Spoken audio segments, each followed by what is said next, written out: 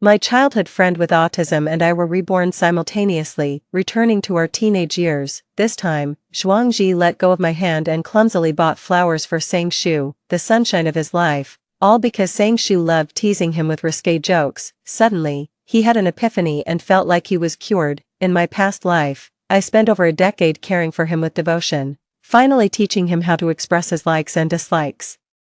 Little did I expect he'd use his most unintentionally cruel words on me. You're like a mother, but not as endearing as her. I looked down from above at the girl clinging to the blushing boy who kept shyly dodging her embraces. Fine then, I don't want to spend the rest of my life taking care of a patient either. Hey, are you really autistic? Sangs tilted her head and poked Zhuangzi's arm with a playful grin. But you were pretty talkative in bed yesterday. How come you weren't autistic then? Zhuangzi's ears flushed bright red, and his usually calm face showed a flicker of vivid surprise. I didn't. The classmates in the classroom fell silent for a moment, then erupted into intense discussion. Oh my god, did I actually hear Zhuangzi speak? That's the second time he's opened his mouth today, right? This is hilarious. The unorthodox cultivation method really works instantly, unlike others. The speaker shot me an ambiguous glance and tactfully dropped the subject. I flipped through my book with detached indifference, pretending not to realize they were talking about me. This was indeed the second time Zhuangzi had initiated conversation today. The first time was when the teacher was about to rearrange seats to place me next to him. He unexpectedly voiced his opinion for the first time. I don't want to. The words came out so smoothly and fluently that even the teacher was left speechless at the podium, after speaking with Zhuang's mother on the phone. The teacher nodded with relief. Then we won't change it. Sangshu, tone it down, stop picking on Zhuangzi. I rose amidst the chatter, but before I could make a move, Zhuangzi spoke up first. His voice dripped with disgust. I told you, I'm not taking any more medication. You feed me one, I'll toss one back. For a moment, I was dazed as scenes from my past life overlapped with the present. Zhuangzi's tone and gaze remained completely unchanged. The hushed whispers of my classmates nearby inevitably reached my ears. Oh my god, doesn't Jian Xian feel awkward at all? Zhuangzi must be so annoyed with her, who wants to be chased down and force-fed medicine right after class. And don't you think Zhuangzi talks a lot more around Sangshu? He seems totally normal with her, the gloomy boy and the cheerful sunshine. I'm totally shipping this couple. Meanwhile, the lively and adorable Sangshu they were talking about was smiling brightly as she gently pinched Zhuangzi's fair cheek. Seriously, am I really that special to you? Why are you blushing again? You're adorable. Zhuangzi's eyelashes fluttered slightly as he nervously averted his gaze. In that brief moment our eyes met, his gaze turned cold and distant, completely devoid of the rich emotions from moments before. A thought struck me. Could he have been reborn too? So you're no longer willing to switch seats? Even better. After school, Zhuangzi slung his backpack over his shoulder and stepped out of the classroom ahead of me. Uncle Zhang, the driver waiting outside the school gate, was taken aback for a moment. Aren't you going to wait for Miss Jian? Zhuangzi pressed his lips together and didn't respond, which Uncle Zhang had grown accustomed to. Uncle Zhang glanced at me, who had fallen behind, with a hint of reproach and murmured quietly. Miss Jian, why aren't you keeping up? If anything happens to the young master, how will I explain it to Madam? See, they address me as Miss out of courtesy, but they've never truly respected me. It's also because my family has fallen from grace. Uncle Zhang, let's go. Zhuangzi, who had been silent for a long time, suddenly spoke, leaving Uncle Zhang so stunned that he forgot the scolding he was about to give me. Young master, you spoke to me. Uncle Zhang grinned foolishly, as if overwhelmed by surprise, and even forgot to stop the stranger from approaching. Wow, Zhuangzi, is this your family's car? How much does this car cost? Uncle Zhang frowned and was about to pull Sangshu aside when Zhuangzi proactively opened the car door. Zhuangzi nervously fiddled with the hem of his clothes. If you like it, it's yours. Sangshu's eyes widened. Ha ha ha ha. Do you even realize what you're saying? You're really giving this to me? Zhuangzi nodded earnestly, stepped out of the car with utmost seriousness, and gestured for Sangshu to get in. Uncle Zhang's eyebrows shot up in surprise as he stared at Sangshu. Those familiar with Zhuangzi's habits knew he detested anyone encroaching on his personal space. It took me 6 months of effort just to earn permission to share a car with him. But Sangshu was different. She was the exception to his rules. It was absolutely unprecedented. Sangshu patted his head as if petting an obedient puppy. Oh my god. You're so naive. Aren't you afraid of being taken advantage of? Alright, I'll stop teasing you, see you tomorrow, my dear well-behaved deskmate. She walked away humming a cheerful tune, radiating pure joy. Zhuangzi seemed to catch her infectious energy, a smile dancing in his eyes and at the corners of his lips. Only after Lian Sangshu disappeared from view did he finally turn around and slam the car door shut right in front of me. Even Uncle Zhang forgot I was there. Shedding his usual calm and professional demeanor as he practically flew back to report everything to Mrs. Zhuang, the car drove off into the distance, leaving nothing but exhaust fumes in its wake. I glanced down at my phone. The rideshare driver was 5 minutes away. Good thing I didn't count on them. 3. That evening, the Zhuang household was filled with laughter and cheer, while next door, my home felt lifeless and still. What happened? Why didn't you come back with him? Can't you even handle a simple task like serving someone? I've wasted all these years raising you for nothing. Mom carefully handed Dad a cup of tea. Don't scold the child anymore. Calm down. But he flung the cup aside, and it shattered on the floor into sharp fragments. He stormed out, slamming the door behind him. The already sparsely furnished villa felt even more cavernous with one less person in it. Mother sighed, her voice gentle. Cyan, have you had a falling out with Xiaoji? You know how simple-minded Xiaoji is. You should be more tolerant and accommodating. Our family still needs to rely on the Zhuangs in the future. Before Dad squandered our family's fortune, we were practically on equal footing with the Zhuangs. At least we didn't have to bend over backwards just to please Mrs. Zhuang at her every whim. I paused while cleaning up the broken pieces. Mom, I'm a senior in high school now. Soon I'll be off to college and making my own way in the world. Why do we have to pin all our hopes on the Zhuangs? Or on that gambling addict? Your father will turn over a new leaf. The Zhuangs lent him some capital, and he's about to make a comeback. Mom's voice grew fainter, betraying her lack of conviction. But Mom, do you realize, even if I buttered up Zhuangzi as you wished, Dad would still relapse into his gambling habits. It wasn't until he mortgaged this villa, his last vestige of pride, that he leapt from the rooftop to end his life. In the end, we had no choice but to live at the mercy of the Zhuang family, surviving on their charity. I unconsciously clenched my fist until a shard of porcelain pierced my hand, the pain jolting me back to reality from my memories. My mother gasped and carefully disinfected the wound for me.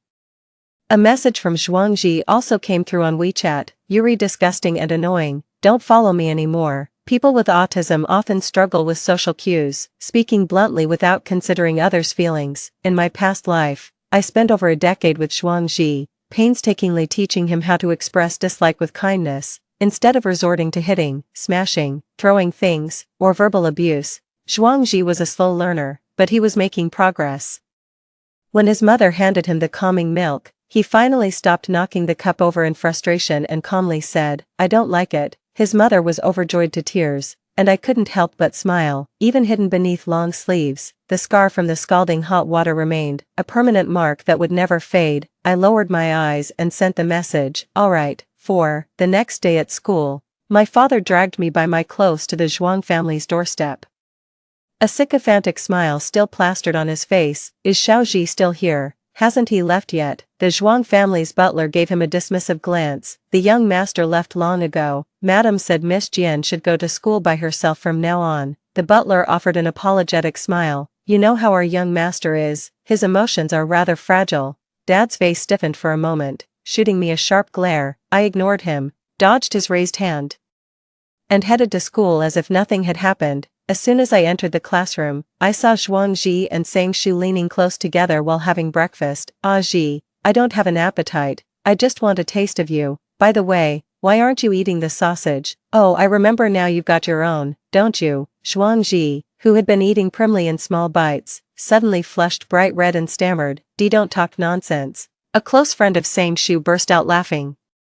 My dear Sang, you're just too much. Even a mute would be forced to talk if they spent time with you, let alone someone with autism. Sangshu raised her eyebrows triumphantly and grabbed me as I happened to pass by. Jian Cyan, you clear things up for Zhuangzi. Is it possible he doesn't have autism at all, and is just introverted? It can't be that he's only talkative when he's around me. I pulled my hand back and opened my mouth to speak, but before I could make a sound, Zhuangzi cut in, you're different. She's just like my mom, always nagging and annoying, not as cute as you. The classmates wore varied expressions, all tinged with mocking amusement and schadenfreude. I suddenly felt utterly exhausted. thinking about my past self. Before being ordered to care for Zhuangzi, I was also an envied young lady from a wealthy family. After taking on this duty, I lowered my pride to accommodate him, yielding to his every whim. Even a dog learns gratitude after a few days of care. If not for the car accident on the way to the Civil Affairs Bureau in my past life, I would have been bound to him forever, yet he remains unchanged. He's clearly learned how to communicate normally with people, even smiling at strangers, yet with me, his words are always cutting, completely disregarding my feelings. Could it be that he's only become slightly more normal because he's been influenced by that ray of sunshine, Songshu? No. That was the result of over a decade of effort from my past life, but everyone just assumed the credit should go to Songshu. I looked Zhuangzi straight in the eye and said with a smile, "But I don't have a son as old as you." 5. In my past life, Zhuang's mother had already mapped out my entire path for me. If Zhuangzi is going to music school, then I'll study the niche field of music therapy, using the music Zhuangzi loves to heal him. In his mother's eyes, this is simply the perfect solution. Even if I'm not skilled in music, even if this major doesn't offer broad career prospects, but it doesn't matter, as long as it's useful for Zhuangzi. As a reward, the banker would provide my father with financial support and business collaboration. Back in school, Zhuangzi would often get triggered by certain sounds or unintentional gestures from others. This would then lead to emotional breakdowns and intense anxiety. He would flip over desks and compulsively dig his nails into his fingers until they were bloody and mangled. I had to set aside my notes and quietly comfort him under the gaze of the crowd, whose expressions were unreadable. By the way, where was his little sunshine at that time? She was also in the crowd, whispering with others. Zhuangzi was deceiving himself, but I haven't forgotten. On the day of his 18th birthday celebration, the Zhuang family hosted a grand banquet. It was not only to celebrate their son's coming of age but also to let everyone witness Zhuangzi's miraculous recovery. At the banquet, the Zhuang family honored Songshu as the guest of honor. Songshu wore a custom-made evening gown, adorned with dazzling jewelry around her neck. Under the bright lights, she beamed with joy as she walked arm in arm with Zhuangzi, greeting everyone warmly. They looked like the perfect couple, having little appetite. I decided to slip away to the courtyard for some fresh air as the banquet was winding down. Unexpectedly, I ran into Songshu, who was laughing and joking with Zhuangzi, holding a bouquet of sunflowers. She chided with a hint of affection, "What made you think of giving me these? Everyone else gives roses." Zhuangzi replied with utmost sincerity, "You radiate warmth, just like a sunflower. Just seeing you makes me happy." "What about Jian Xian? Didn't you two grow up together? What is she like?" I stood in a hidden corner, watching Zhuangzi's expression with perfect clarity, his brows furrowed, a hint of impatience cutting through his aloof demeanor. "Like this." He casually gestured toward the clover in the courtyard. "Without the luck of an extra leaf, it's just a weed." The evening air hung heavy and humid, cicadas rustling with restless agitation. The incessant chirping of cicadas mirrored my frantic heartbeat, only to cease abruptly as if doused with cold water. I watched Songshu rise on her toes with a smile, pressing a kiss to Zhuangzi's cheek. The tips of Zhuangzi's ears flushed crimson as he shyly averted his gaze, only to spot me in the corner. I found the whole scene utterly tiresome and turned to leave. "Jian Xian," Zhuangzi suddenly called out, jogging over to me. A faint blush still colored his cheeks. "Your mom reached out to me earlier. She still wants us to attend the same university."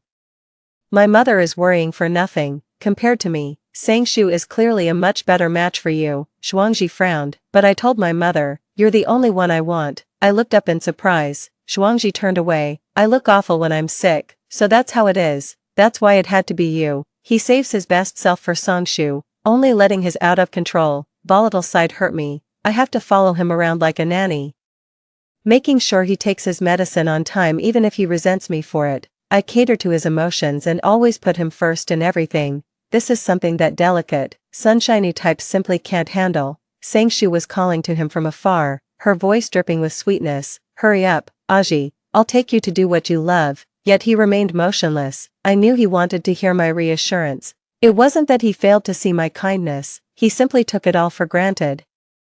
I composed myself and gave him a radiant smile. "Sure, I'll definitely stay with you." Hearing my reply, he happily ran toward Songshu. The smile vanished from my eyes. "Zhuangzi, once the college entrance exams are over, you can take your sunflower and walk your own path. I will also leave you for good, content to be the most resilient clover. I just wonder, when you're having an episode, will that little sun still shine as warmly as before? I'm waiting to see how this plays out. 6. During breaks from studying, rumors about Zhuangzi and Sangshu seem to swirl around me everywhere I go. Everyone saying Sangshu took Zhuangzi to skip class by climbing over the wall again, or perhaps they pulled off a clever deception, taking him to a music festival in the neighboring province. Mom said that day, Zhuang's mother looked grim as she gathered a group to block the high-speed rail station exit, only to burst into tears upon seeing Zhuangzi. Zhuang's mother saw her son beaming with energy and joy. Everyone says Sangshu is Zhuangzi's salvation. Their story reads like a youthful campus novel brought to life. Even my mother looked at me with pity. Why couldn't you and Xiaoji just hit it off? I just silently buried myself in practice problems, completely out of sync with the noisy crowd around me. To help the senior high school students unwind, the principal specially organized a Christmas party. To everyone's surprise, Zhuangzi also took the stage to perform, dressed in a simple, crisp white shirt and black trousers. He stood there quietly yet commanded everyone's attention. Jian Xian, noticing me turn around, he gently pressed his fingertips together and asked, I went to your place next door to look for you. Why weren't you there? Does he expect me to drop everything and be at his beck and call whenever he wants? I applied to live on campus a long time ago. He frowned, clearly trying to recall when exactly I had moved out of the villa. I could see he had more to say, but I had no patience to hear him out. Sangshu skipped over to him, gently lifted the hem of her skirt, and twirled. Do I look pretty today? Zhuangzi might have nodded, and I heard Sangshu immediately follow up with a command, then repeat after me. I like Sang. I curled my lips, no longer interested in listening. Yet Zhuangzi's voice came through clear and distinct as he asked, what does it mean to like someone? Taken aback by the unexpected response, Sangshu froze, but she quickly composed herself and spoke again with a smile. Didn't you say just seeing me would make you happy? That's what liking someone means. Zhuangzi nodded thoughtfully but said nothing more. When it was his turn to take the stage, the audience erupted in thunderous applause. In everyone's eyes, he was no longer the severely autistic teenager, but a quiet, introverted genius with extraordinary musical talent. Joyful notes flowed from his slender fingers, making it hard to believe that someone who seemed so reclusive could possess such a vibrant inner world. I clapped along with the crowd, but deep down I knew the truth. This was the song he had composed for Sangshu in his past life, finally played openly for his sunshine. The song came to an end. Dressed in formal attire, Sangshu walked on stage with a smile to present him with flowers.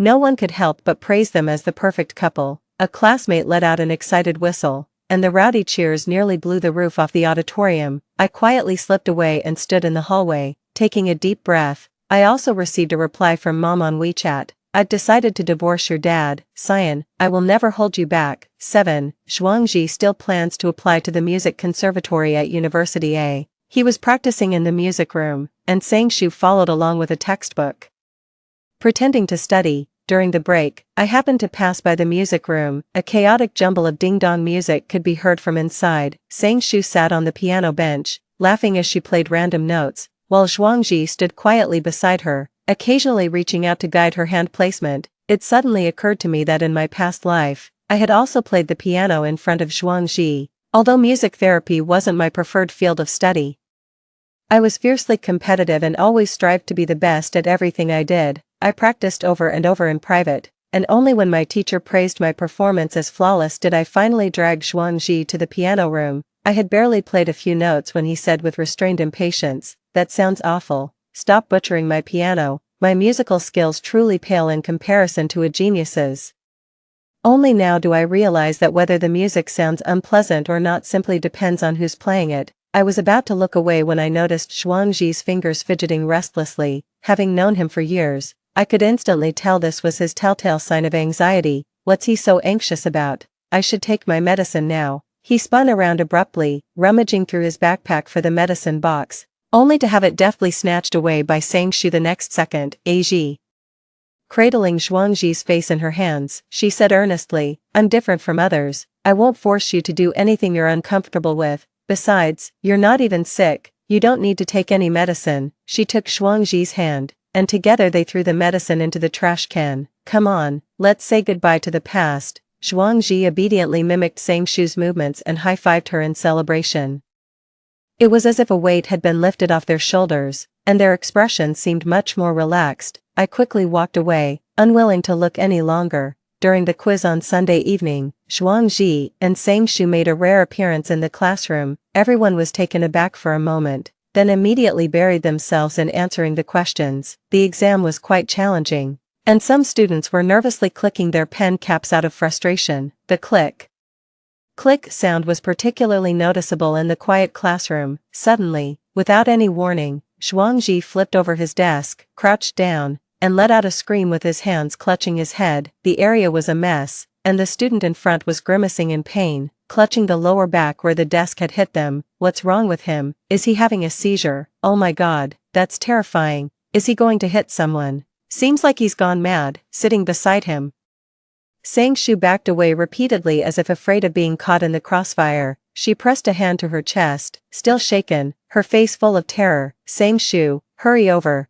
Doesn't Zhuangzi always listen to you? She frowned and shot a glare at the classmate who spoke, uncomfortably covering her ears. The commotion Zhuangzi caused was so intense that even students from the hallway gathered to watch. The homeroom teacher, who approached Zhuangzi to talk to him, was shoved to the ground with force. The homeroom teacher rubbed her sore arm, then suddenly her eyes lit up as she looked at me. Jian Xian, go calm him down, quick. I put down my pen and, just like countless times before, deftly pulled the earplugs from his bag and put them on him. Then I firmly pried his hands apart to stop him from digging his nails into his palms until they bled. After what felt like an eternity, Zhuangzi's emotions finally began to settle. He pressed his lips together, gave me a deep, penetrating look, and gently withdrew his hand. Aji, I was so worried about you just now. Sangshu quickly stepped forward, pushing me aside. Her heart ached as she examined the bloody marks on Zhuangzi's palm, her voice trembling with unshed tears. How did you end up like this? Does it hurt? Zhuangzi had been looking at me, but at Sangshu's words, he snapped back to attention and offered clumsy reassurance. It's nothing. I'm fine, don't cry. Under the gaze of everyone, I tactfully returned to my seat. After all, my comfort is no match for a few of Sangshu's tears. 8. After that, Zhuangzi's words and actions were completely normal. The emotional breakdown during the quiz was just a minor blip, quickly forgotten and left behind. However, it seems like Zhuangzi and Sangshu still ended up in a bit of a tiff. Wearing the diamond hairpin that Zhuang's mother bought for her, Sangshu held Zhuangzi's hand and cooed.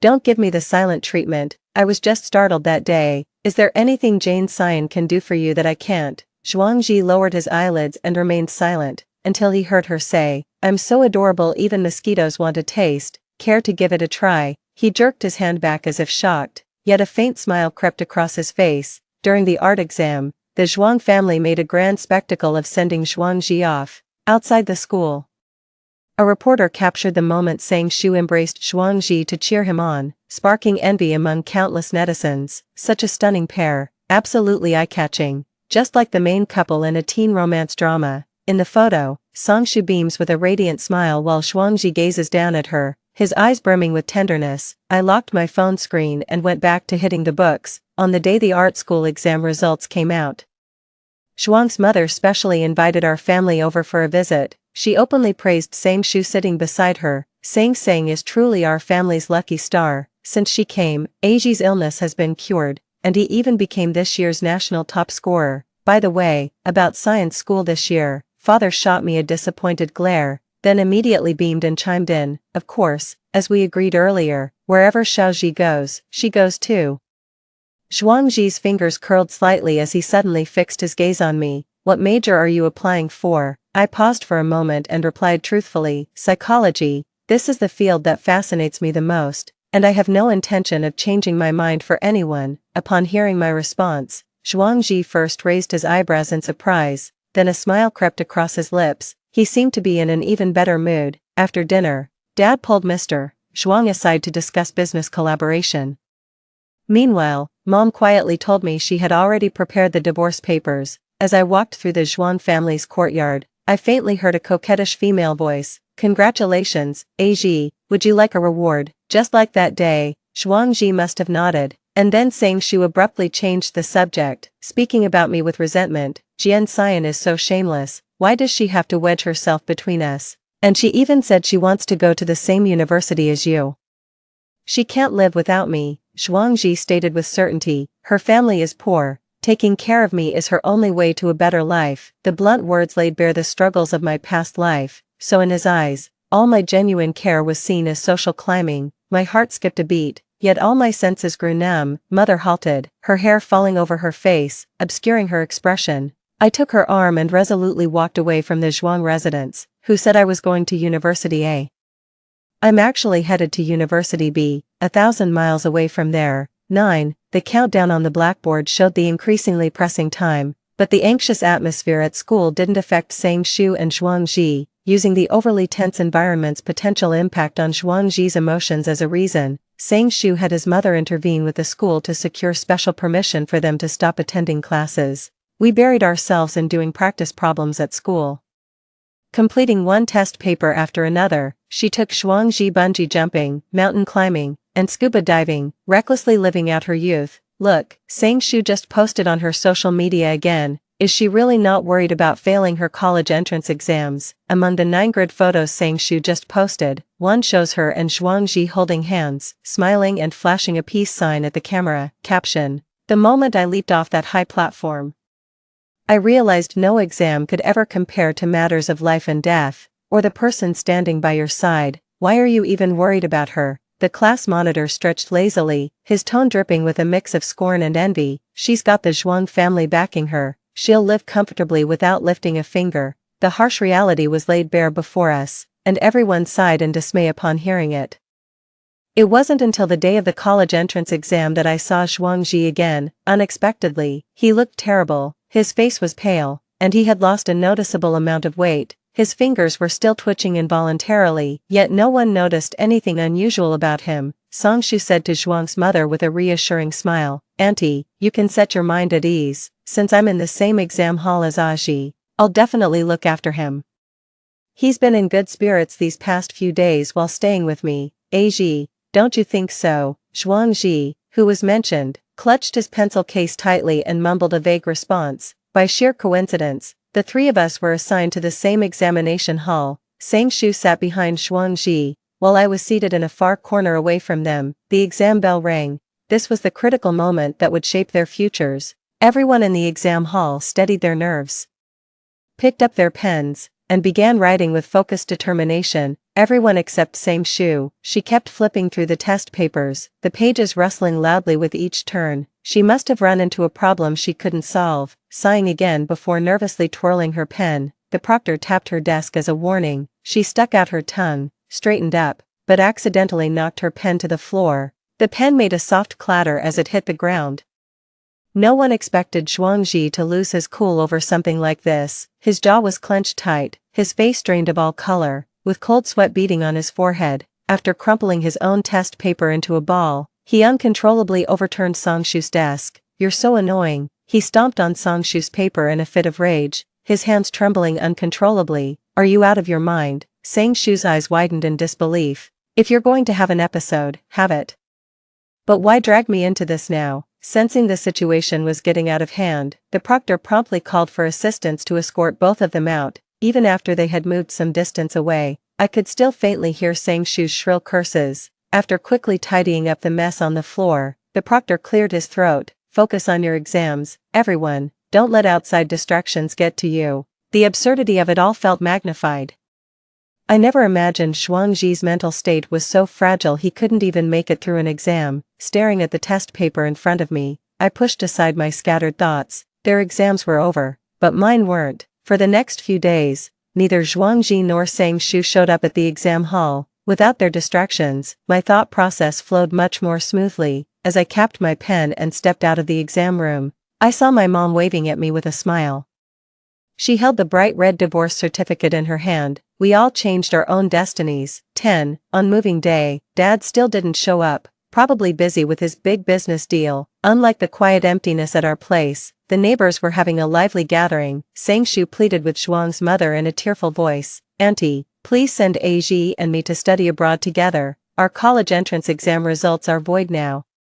Staying in the country offers little future. We might as well take our chances overseas. With me by his side, you won't have to worry." Madame Zhuang sneered, her voice icy and sharp. "Don't worry, you said you'd take Aji to relax before the college entrance exams, but he came back in even worse shape. if it weren't for you, he could have gotten into University A. Back then, she saw Song Shu as the Zhuang family's lucky charm, showering the Song household with a constant stream of fine clothes and jewelry, but now, she coldly tallied up all she had spent on Song Shu, a sum amounting to hundreds of thousands. You even told Aji to stop taking his medication. Do you realize that's practically murder? Give me back every penny you took, and don't you dare show your face around here again. The Zhuang family fell silent for a moment, and soon, Sang Shu declared with an air of finality.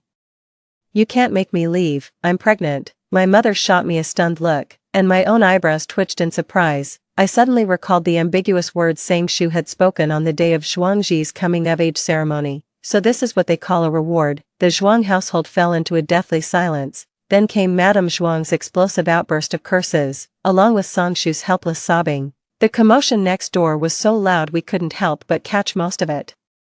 As I stepped out with my suitcase, I unexpectedly ran into Zhuangji. He was slender, his gaze unfocused as he stared blankly ahead. Jian, Cyan, his eyes shifted to my luggage, and he spoke a beat too late. Are you leaving? Where are you going? He asked me, almost pleadingly. Could you play that piece for me one more time? That piece he'd barely started playing before being interrupted. Now he finally had the patience to hear it through. I shook my head and spoke my mind. Zhuangji, I never liked playing the piano to begin with, and now, there's no reason to play it anymore. Perhaps hearing the commotion of our conversation, Song Shu hurried out and positioned herself in front of me, blocking Zhuangji's line of sight. Aji, which piece would you like to hear? I'll play it for you. Her tone was no longer playfully naive but carried a hint of cautious flattery. Zhuangji suddenly erupted in anger. He lost control and shoved Sang Shu to the ground, his fists clenched and veins bulging on his forehead. You have no idea what you're doing. I was talking to Jian Cyan. Why did you have to butt in? If not for the people around holding him back, Zhuangji's fist would have landed on Sang Shu's face. I haven't seen him lose control like this in front of others for years, not in this life or the last. Sang Shu sat on the ground in a disheveled state, clutching her stomach with a terrified expression, as if struck by a sudden thought. She turned her head and shouted at me, Jian Cyan, aren't you supposed to be so capable? Hurry up and make him stop this madness. I looked at the chaotic scene before me and said calmly, it was you who cured Zhuangji, not me. Then with a faint smile, by the way, congratulations on the birth of your son. Ignoring the commotion behind me, I turned and left the place with my mother. 11. The new home was lovely, clean and bright. No longer cluttered with Dad's liquor bottles or filled with the pungent smell of smoke. Mom's wardrobe now holds more sharp, tailored women's suits. She started by selling her jewelry and investing her own savings. As her investments were all in emerging industries with great future potential, her returns kept growing steadily, compared to her previous life filled with sighs and regrets. She's now full of vitality and her smiles have become more frequent.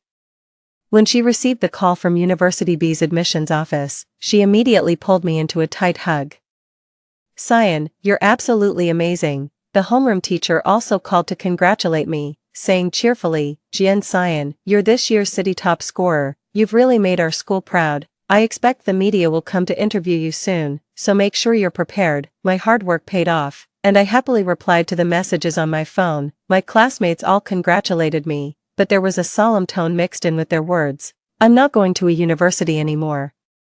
And you shouldn't either. How about we go study abroad together? I frowned and promptly blocked and deleted him, but when Zhuangji gets stubborn, no one can stop him. While taking out the trash, I was surprised to find him standing downstairs. Zhuangji stood there obstinately, motionless and pitiful like an abandoned puppy. I kept a straight face and walked right past him as if I hadn't seen him. He stepped forward and grabbed my wrist so hard it left a red mark on my skin. Why aren't you answering me? He looked both confused and hurt. That hurts. Let go. He let go as asked, still planning my future for me. You don't need to study psychology for my sake anymore. Come abroad with me and do whatever you want. I'll also have my dad give your family a sum of money. You could even move back into the villa. You're not doing well now anyway. With me, you could live in a big house, with a housekeeper. I couldn't help but chuckle and cut him off. What makes you think I'm studying psychology for you? Do you really believe you're the only patient in this world? His face went completely blank for a moment. A swarm of reporters descended upon us, encircling me and creating a barrier that separated me from Zhuangji entirely. Jian Cyan, as this year's top-scoring student in the city, you must have every top university fighting over you, right? A reporter quipped. So which one is your dream school after all? My gaze met Zhuangzi's through the crowd. B University, not a university, it was B University, the place I'd longed to attend in my past life but never could. Zhuangzi's head snapped up, his eyes filled with disbelief. 12. The brief interview had just wrapped up, and as the reporters were about to leave, someone with a sharp eye suddenly recognized Zhuangzi. Isn't that Zhuangzi? The one who went viral online during the art school entrance exams because of a single photo. Cameras and microphones were quickly pointed his way again as the reporters eagerly asked, "Could we get a follow-up interview? Now that the academic scores are out, did you get into your dream university?" Zhuangzi's face was deathly pale, his hands hanging limply at his sides, clutching his pant legs tightly, cold sweat beaded on his forehead, his whole body looking as if it might collapse at any moment. "Get out, all of you, get out." He crouched down, clenched his fists, and began pounding his head violently. "Is he sick? Depression? Doesn't look like it though." The reporters put away their cameras and backed away awkwardly, just as Zhuang's mother arrived belatedly with her entourage. She shoved Sang Shu beside her through gritted teeth. "It's all your fault, you shameless thing, you've completely corrupted Aji. Go on, what are you hiding for? You think being pregnant is enough to become my daughter-in-law?" Blushing furiously, Sang Shuzhou timidly tugged at Zhuangzi's sleeve, only to have him violently shake her off. The surrounding gossip made Zhuang's mother flush with embarrassment. She outright ordered her companions to forcibly take him away, ignoring Zhuangzi's struggles. The crowd quickly dispersed, but someone still managed to upload photos of the scene online. "Isn't this the super handsome art student from back then? What happened to him? Ugh. This girl got pregnant at such a young age. Her gold-digging intentions are written all over her face." An insider spilled the tea, and netizens were stunned to learn that both of their college entrance exam scores were invalidated. "So the guy has autism, why isn't he on medication? If crude jokes could cure diseases, then my years of medical training would have been a complete waste." This girl's behavior is really hard to describe. It's not just awkward, it's straight-up sexual harassment. 13. After receiving my acceptance letter, I made plans with my friends to go out for a meal together. We were laughing and joking as we walked down the street, chatting about the latest movie releases. "Cyan, isn't that Zhuangzi across the street? Why is he still haunting us like this?" Following my friend's pointing finger, I spotted Zhuangzi standing under the streetlight. My smile faded slightly as I instinctively took a few steps back, his eyes fixed on the smile on my face. He suddenly spoke, "Why not a university? You should apply to a university, study music therapy, we could play piano together, and then get married, just like in our past life." I picked up where he left off. Zhuangzi was stunned for a long moment before finally grasping the situation. He retorted, "What's so bad about that? And, I finally understand what love really means." His eyes burned with stubborn intensity. "Love is when your world falls apart without them. It's wanting their happiness more than your own, so."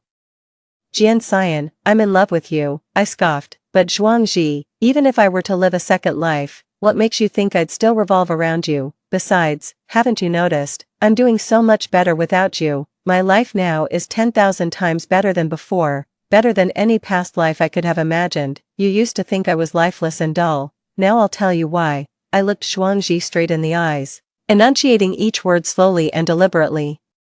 "Because I'm just too tired. I'm so exhausted I can't even bring myself to smile anymore. Taking care of you is exhausting. I don't want to be your babysitter anymore. If you really want to make me happy, then stay out of my sight from now on." After saying that, I didn't look at Zhuangzi's expression and quickly walked over to my friend, leaving with her. So what if he has another emotional breakdown? Not my business. This time, I'm determined to live a more fulfilling life than before. 14.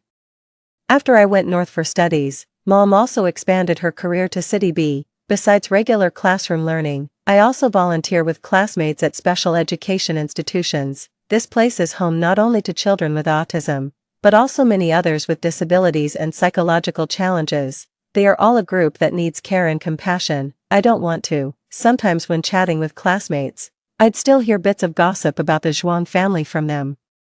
"Have you heard the latest drama about the wealthy families? It's absolutely shocking. They say Mr. Zhuang from Jiang City pushed aside his own sick son and put his carefully raised illegitimate child in charge instead," one classmate remarked with emotion. "Even being the son of a wealthy family isn't easy." What illness does the legitimate son have? The girl who spilled the tea pursed her lips and said, autism.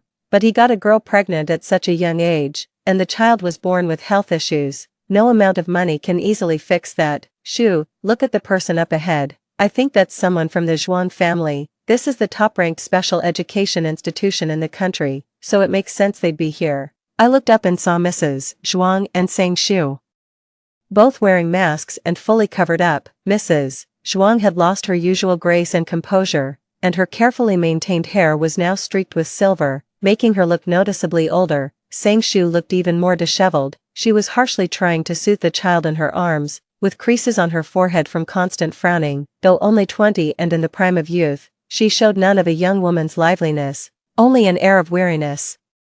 The flutter of a butterfly's wings changed not only my fate, but they were the only ones left stranded. I took a sip of water and stepped outside. The sunlight was just right outside, and my future looked incredibly bright. The end. Story 2. I was hit by a car on my way to a prenatal checkup, and when I woke up, my unborn baby was gone, devastated and drowning in grief. I later discovered the crash was orchestrated by my own husband. He had tampered with the brakes to harvest our baby's cord blood, all to save his ex-wife's son who had leukemia. Their child made a full recovery and thrived, while their perfect family lived happily ever after. My child left this world without even seeing their mother, while I was left disabled from the accident, completely dependent on others for daily survival. When I confronted them, the two humiliated, cursed, and beat me to death. When I opened my eyes again, I'd been reborn back on the day of my prenatal checkup. This time, I gently touched my unborn child and made a silent vow, since fate has let us live, then let them die. Ruan, I've got something to handle today. You'll be fine going to your prenatal checkup alone, right? As I opened my eyes, my husband Gu Xinghe was gazing at me with concern. I found myself curled up on the couch, enveloped by the soothing notes of a piano piece. The slight flutter of fetal movement stirred in my heavy belly, while my paralyzed legs, completely numb, kept an involuntary rhythmic tapping. But didn't I already? My eyes caught the calendar on the wall in a fleeting glance. I'd been reborn, right back to the day of my prenatal checkup. This day shall mark the descent of my soul into eternal night. What's wrong? Is the baby kicking again? Seeing me clutch my stomach, Gu Xinghe drew me close and murmured in my ear, no, I'll be fine going alone. I'll just go tidy up the room first. Memories of my past life flooded back, filling me with such revulsion that I instinctively pushed him away. When returning to the bedroom, I discreetly brought along the bag he always carried when he wasn't looking. After packing my clothes, Gu Xinghe's impatient voice faintly drifted in from the living room. Will you stop nagging? If you're anxious, I'm 10 times worse. The whole West River City is under my control. Where could she possibly run? Don't worry about it. In his previous explanation, he claimed it was just a debtor who ran away. But now I see things clearly. The person on the other end of the line was his ex-wife, Su Xiaomei. Their 8-year-old son has leukemia and wants to use my unborn baby's cord blood as a lifeline. Knowing I still had 2 months until my due date and wouldn't agree to an early C-section, they started scheming against me. It clicked instantly. When I stepped out, Gu Xinghe hastily stuffed his phone into his pocket and lit a cigarette. Spotting the luggage in my hands, he frowned. Honey, why are you bringing that to your prenatal checkup? Why? To protect myself from you, you devil. But I still explained patiently, the due date's just 2 months away now. I thought I'd visit my mom after the prenatal checkup. It'll only get harder to travel later on. Gu Xinghe seemed hesitant. He stood by the window, gazing at the distant parking lot, then exhaled a thick cloud of smoke. All right then, I'll drive you. Gu Xinghe insisted on seeing me off to the car. After loading the luggage into the trunk and making sure I was seated, he was giving driver Xiao Lu some instructions when his phone rang. It must have been Su Xiaomei calling again. He hurried off in a rush. Madam, please fasten your seatbelt. Master Lu reminded me with a smile. I scoffed. Like seatbelts make us invincible. What? You want our corpses, including the baby in my belly, to look presentable? Master Lu froze, clearly unprepared for such brutal honesty. He lowered his head, visibly flustered. Madam, I know you don't mean what you say. I cut him off. How much is Silver River paying you to harm me? I'll double it. What money are you talking about? Ma'am, to be honest with you, my wife's cancer surgery is coming up soon and I'm in a hurry to get home, though I don't understand why Mr.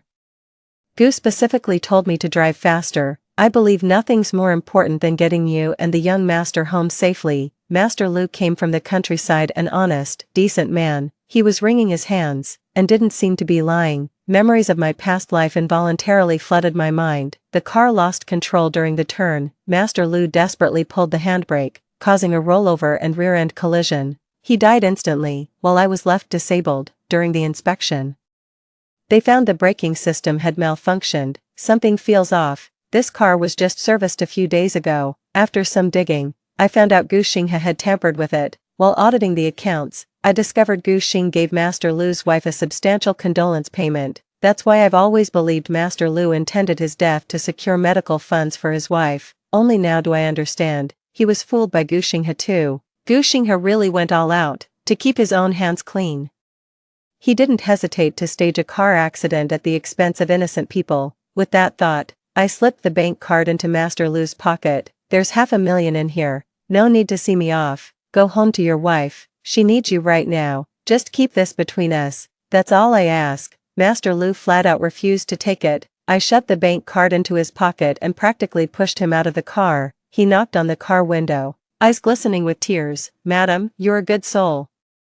You and your child will always be safe. That's a promise. I hurried down the road with my luggage, hearing rustling footsteps behind me. Those are Gu Xinghe's bodyguards. Seems like he's monitoring my every move. They're definitely making their move today. No matter what, the Gu family's influence is too powerful. Running would be pointless. As long as evil lives, peace shall never come. I caressed my belly, soothing the unborn child I'd never met yet cherished with all my heart. In my past life, I failed to protect you and myself, letting those monsters have their way, but rest assured, in this life, I'll make them pay with their blood. I hailed a cab and deliberately raised my voice. Driver, Provincial Maternal and Child Health Hospital. In the private consultation room, Dr. Sun's expression turned grave after reviewing the 4D ultrasound. Miss Fu, please have a seat and rest here.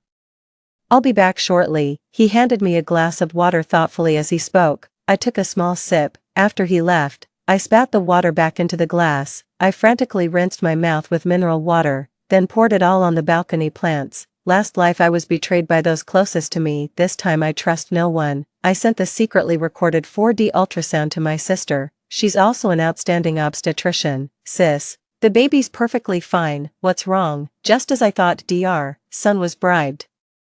I'll explain when we get back. I calmly took out my earphones from the bag. That morning, I deliberately sewed the listening device into the lining of Gu Xinghe's frequently used bag. The bug picked up Su Xiaomei's tearful voice. When will the surgery be? Nan can't wait much longer. Dr. Sun hemmed and hawed. Mr. Gu, I saw Miss Fu drink the medicated water, but the fetus is perfectly healthy. If we perform a C-section 2 months early, the baby likely won't survive. Gu Xinghe seemed hesitant. Xiaomei, can't we consider other options? Other options? If there were any, would I be begging you like this? Su Xiaomei's voice was urgent. Even if she lost this baby, couldn't she just have another one? But I can't have children anymore. Nan is my whole life. If anything happens to him, I won't live either. Her words made my blood boil with rage. She can't have children, so she's going to take my child's life. I don't understand why you're hesitating. Are you feeling sorry for her now? Su Xiaomei was sobbing, gasping for air. Gu Xinghe's voice was icy. Of course not. I'm just concerned that forcing the issue might escalate things and tarnish our Gu family's reputation. But I can't worry about that now. Dr. Sun, prep for surgery. After hearing their conversation, I immediately called the police. Shortly after hanging up, the sound of approaching footsteps echoed through the hallway. I feigned unconsciousness and lay on the hospital bed. The door opened. Gu Xinghe, worried I might wake, suggested Dr. Sun give me another injection. My eyes snapped open, startling Dr. Sun as he held the syringe. How did you? He glanced at the empty cup on the table, baffled. Losing my temper won't do me any good. Buying time is the smartest move. I dozed off waiting. How's the baby doing? Spotting Gu Xinghe behind him, I feigned shock. Oh honey, what brings you here? I thought you were busy. This is someone who's truly been through the big leagues. Gu Xinghe remained perfectly composed, not a flicker of emotion crossing his face. He sat down beside me, placing a comforting hand on my shoulder with visible sorrow. Dr. Sun said the baby's condition isn't looking good, so I came straight here. Dr. Sun quickly seized the moment to interject. Exactly, Miss Fu. I called Mr. Gu earlier because I was concerned you might not be able to handle this. The child has congenital heart disease. We strongly recommend termination in this case. Wan, I also found this news very difficult to accept at first, but I'm sure you, like me, wouldn't want our baby to suffer, right? Just thinking about him living on medication, unable to exercise vigorously, even running being dangerous, it's too cruel. We can't be that selfish. If I hadn't been given a second chance at life, I might have been fooled by his strong arms and perfect acting, but now, I see through his hypocrisy and it just makes me sick, honey. Isn't heart disease treatable? With the Gu family's wealth and resources, getting our child a heart transplant shouldn't be difficult, right? You know he's been inside me for 8 months. At first I had morning sickness and couldn't keep food down, then I spent sleepless night after sleepless night. I've endured so much, but I persevered through it all. We listened to his heartbeat together, picked out his name, and joyfully anticipated his arrival. How can you really bring yourself to give up on him now? I practically spat out those last 3 words through clenched teeth. Gu Xinghe's face turned ashen and grim. Of course I can't bear to, but, no buts, are the test results accurate? Could it just be the baby hasn't developed enough for this stage? Can't we wait and monitor the situation? Gu Xinghe kept a straight face, still negotiating with me. I will, I kept reasoning with him patiently. Just then, the door burst open unexpectedly. Su Xiaomei charged in, wielding a gleaming silver fruit knife. Gu Xinghe, why are you still wasting words with her? If she won't consent to the C-section, I'll just help her along. With that, she came charging at me. Gu Xinghe swiftly intercepted her. Su Xiaomei struggled in vain before collapsing to her knees, pressing the knife's point against her own throat. Gu Xinghe, must Nan and I die before your eyes for you to make up your mind? She wept with such heartbreaking sorrow that it moved all who saw her.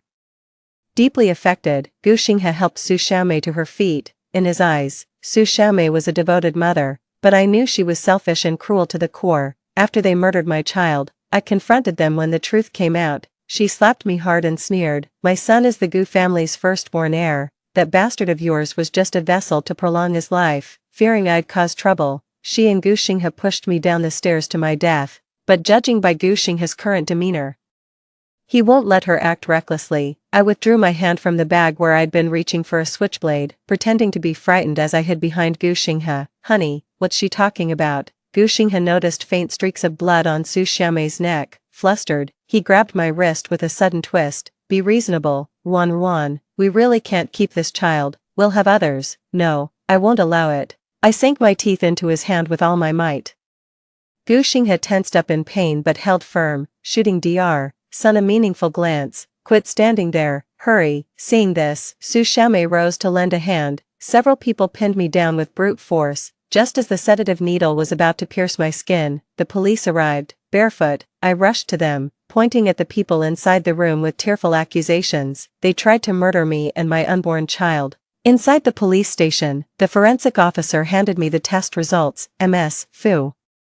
The residue in the cup wasn't a date rape drug. It was a sedative. Dr. Son claimed that water wasn't meant for you, but we can't verify that. I pointed at Gu Xinghe, but he forced me to have a C-section. Gu Xinghe pointed at my belly and laughed. That's my flesh and blood too. How could I possibly force you into a C-section? I gestured toward Dr. Son. They were in cahoots, claiming my baby had congenital heart disease and recommending an abortion. But I've consulted professionals, and my child is perfectly healthy. Dr. Son pondered for a moment. Ms. Fu, if you doubt my diagnosis, we can certainly redo the examination. There's no need to involve the police. I then turned and pointed at Su Xiaomei. What about her? She barged into the ward with a knife trying to kill me. Su Xiaomei was utterly aggrieved. Fu Ruan, how dare you slander me like this? I was just desperate to save my son and wanted to ask Gu Xinghe, his biological father, for help. She pointed at her own neck, and that knife was clearly pointed at me. Alright, the 3 gave identical statements, corroborating each other's accounts. As if I were some paranoid schizophrenic seeing threats everywhere. After leaving the police station, they all got in their cars and drove off. Gu Xinghe said with a dark expression, Wan, since you already know everything, why keep pretending? Aren't you the one who's pretending? He furrowed his brows and lowered his voice. Wan, I was wrong to lie to you, but Nan really needs the cord blood. Could you please stop being stubborn? It's just one unborn child. If you want, we can have 10 more. Like hell I want to. How goddamn heartless can you be? Every life matters. Born or unborn, Nan Nan at least got to see the world for 8 years, but the baby in my womb was killed before even laying eyes on its own mother. I locked eyes with Gu Xinghe. And what if I refuse? His gaze was fathomless as a dark pool, his voice cutting like winter frost. When Gu Xinghe wants something, he gets it, you don't have a choice. Fu Ruan, don't make me resort to force. Since we've come this far, then don't blame me for what happens next. I instantly beamed and looped my arm through his. Xinghe, you know I love you dearly and would do anything for you. Why didn't you just say so instead of beating around the bush? You're right, it's not like we can't have another child. I'll agree to give Nan Nan the cord blood, but you have to promise me one thing. Gu Xinghe didn't expect me to agree so readily. Name your price. Luxury villas, sports cars. Nothing's off the table, she frowned, but, are you really willing to have a C-section 2 months early? I looked troubled. What does it matter if you're unwilling? Nan Nan is still your son. My terms are simple. I don't trust domestic doctors. I want to seek treatment abroad from foreign specialists. I wasn't wrong about that. Foreign countries always seem more advanced in these unconventional medical techniques. Gu Xinghe agreed to my terms without hesitation. He booked the overnight flight immediately, boarding the plane with me, heavily pregnant, and Su Xiaomei along with her child, inside the cabin, wearing a mask. Gu Wennan looked utterly exhausted, his eyes burning with hostility when they met mine. He whispered to Su Xiaomei, Mom, what if she backs out? I'm terrified of dying abroad. Su Xiaomei patted his frail shoulder reassuringly. Don't worry, if she dares play tricks, your father will make sure she and that bastard in her wound join you in the grave. I closed my eyes with a sneer, gently stroking my belly. Oh, my dear baby, they probably have no idea yet. The moment they boarded that plane, their lives began ticking down. The plane landed in Chicago. Gu Xinghe immediately purchased 2 villas. To prevent me from escaping, he stationed over 20 bodyguards outside the villa to protect me. That night, while he was showering, I managed to get hold of his phone.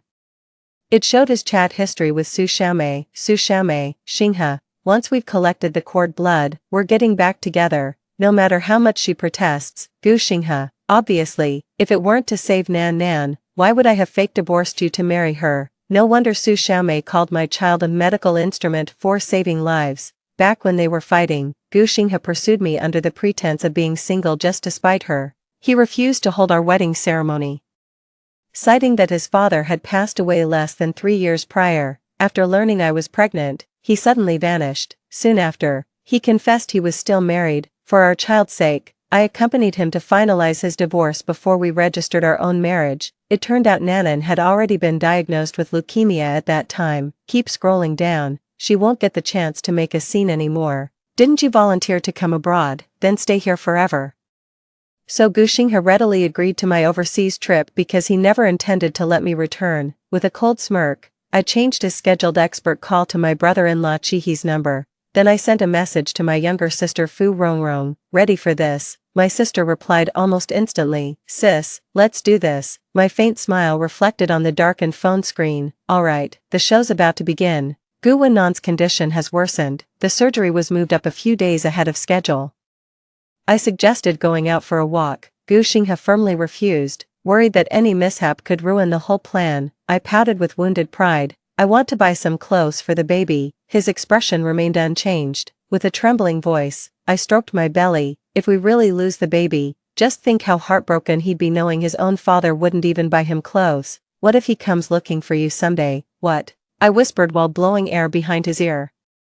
Gu Xinghe's arm instantly broke out in goosebumps. He looked visibly uncomfortable. Didn't the experts say, administering specific medication 2 months premature can stimulate cell growth? The baby will survive and thrive. I scoffed. As if such a miracle drug really existed, what mother wouldn't want to deliver her baby as quickly as possible? Just some nonsense my brother-in-law made up. Probably worried I'd back out. He grabbed his coat and summoned all the bodyguards. It's just a dress. Our Gu family could buy the whole mall without batting an eye. Let's just grab it and go. Though reluctant, Gu Xinghe agreed anyway to avoid my tantrums. Inside the mall, despite being pregnant, I stubbornly kept shopping for over an hour. Gu Xinghe was growing impatient. I shook my head. I giggled and tugged at his arm coquettishly. Just one last thing, then we'll go home, carrying a maternity dress. I entered the fitting room under his weary gaze. Sis, it's been 10 years, I've missed you to death. The moment I stepped in, my sister Rongrong threw her arms around me in a tight embrace. Inside the cramped fitting room, the mirror reflected two identical faces, except one had a baby bump, and the other didn't. That's right, my sister Rongrong and I are twins. Nobody could tell us apart except my parents, with Fu Rongrong's plump figure.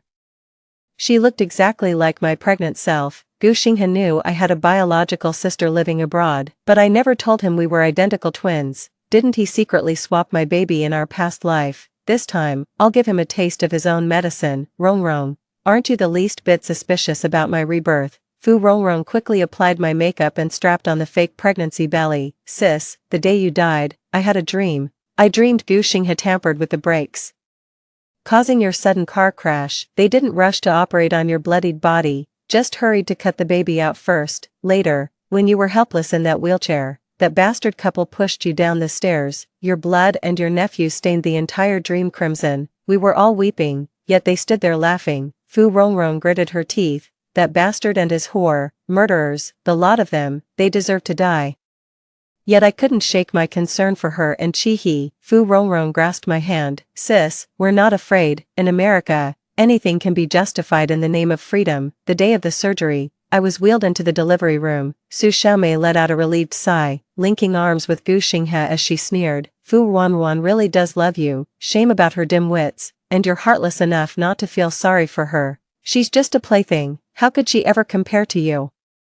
The nurse said Nanan's nosebleed wouldn't stop. She needed immediate isolation. Su Xiaomei, distrustful of the bodyguard, gritted her teeth and entrusted Gu Xinghe. Keep an eye on Fu Wanwan. Once we secure the cord blood, this whole ordeal will be over. Before entering the isolation chamber, she gave Gu Wennan some encouragement. Hang in there, son, mom and dad will be waiting for you when you come out. But to everyone's surprise, I, who had been waiting in the delivery room, moments away from a C-section, vanished into thin air from the operating table. Gu Xinghe went mad. He frantically searched the operating room, cursing wildly. The bodyguards immediately pulled up the surveillance footage from the entrance, but aside from a few masked nurses coming and going, there was no sign of any pregnant woman leaving. With bloodshot eyes, he roared at the hospital director. Where is she? How could a living person just vanish?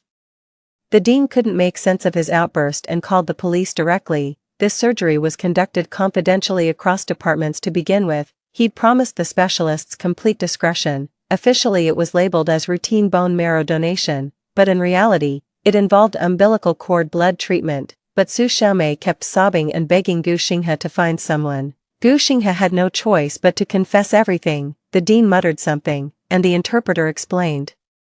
The dean says that expert you mentioned went abroad for further studies yesterday. Gu Xinghe was stunned, collapsing to the ground with an ashen face. Then who's been contacting me all this time promising the surgery? Su Xiaomei slapped Gu Xinghe hard across the face. Gu Xinghe, is this how unreliable you are? Mixing up doctors is bad enough, but how could you lose track of a full-grown person? Even as the police pulled her away, she kept screaming at the top of her lungs.